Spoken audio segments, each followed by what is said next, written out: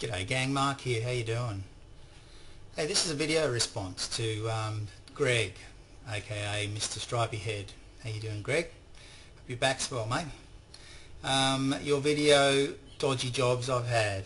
And man, I've had some jobs. I don't know whether they're all that dodgy, but anyway, yeah, let's see. So my first job was working at a corner store when I was about 16, I think it was, serving behind the counter and stocking shelves.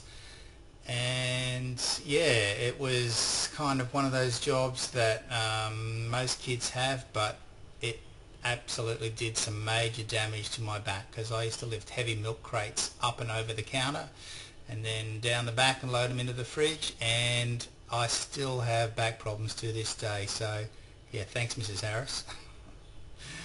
I worked in a pizza shop when I was 17. No, it wasn't Pizza Hut, and no, it wasn't quite like McDonald's either. But yeah, it was a pizzeria in Mackay in Townsville. In Mackay in Queensland. And yeah, I used to. It was kind of like a little mini restaurant as well, not just a takeaway. And I used to have to stand in the front window to make the pizzas, so that people could stand outside and be staring at me. That was a bit weird. Actually, I remember this one incident that is probably going to freak you out. Well, it was I was standing there, and this couple were waiting for their pizza. They were standing outside on the footpath, but they actually had their back to me, and he and she were kind of making out right in front of me. And he had his hand where his hand shouldn't have been, down the front of this girl's jeans. And yeah, impressionable 17-year-old. I don't know whether I was shocked or jealous. Anyway.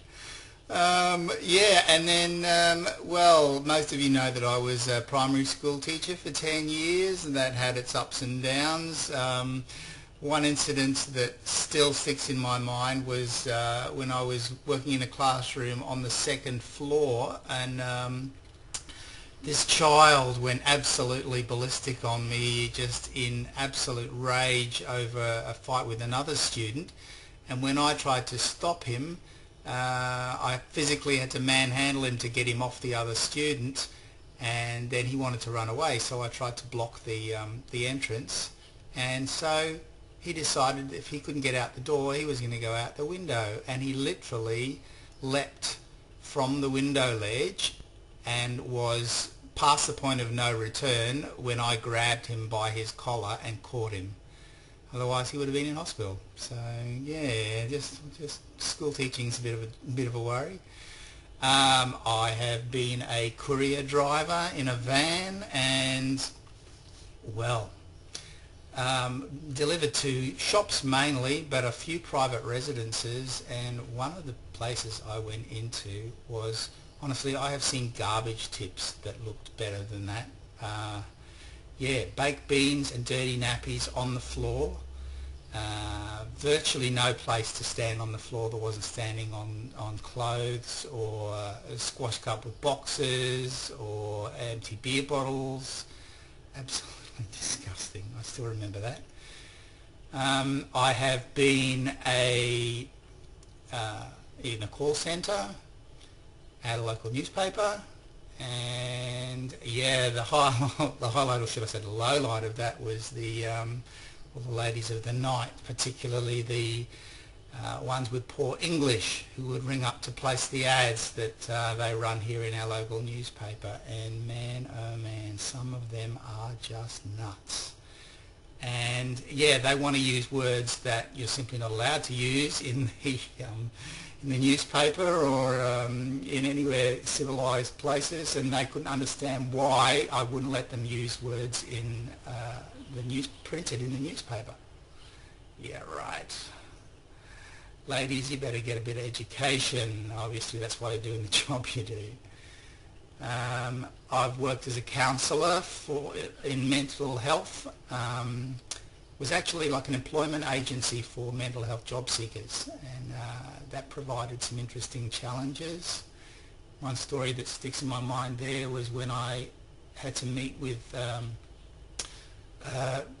client for the first time, and I had to be in a room that had alarms under the desk because he was so prone to violence.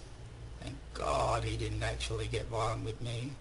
Oh, and this other mental health guy who decided that he really didn't need to work because he knew how to shoplift, and so he actually told me exactly how he shoplifted and how he got away with it and what he got away with. And yeah, I didn't know whether to report that to the police, but I didn't. So anyway, yeah. And what else? Well, I've been a draftsman in the telecommunications at Telstra, drafting new estate network. So that's basically like drawing up plans for what size cables, where the pits are going to go, that kind of thing. That's a bit weird. No real dodgy stories to tell there. And yeah, what else? Oh, a travelling salesman. Yeah, there you go. I spent a couple of years travelling around Queensland selling software to school principals, well, promoting software to school principals so that they would send letters out to parents. Yeah, now, if that's not a dodgy job, I don't know, because I didn't really believe in the product, and yet I was somehow managed to be really good at convincing principals that it was a great product. So maybe it was me who was wrong, I don't know. Anyway, that's some dodgy jobs I've had. I hope you enjoyed that bit of interesting history. And yeah, give me a video response if you'd like to, or put one on Mr. Stripey Hair, or even Sunset Lover, because she also did a video response to Greg's video. Alright, I'm out of here. That's my video for today. I'll catch you later. Bye.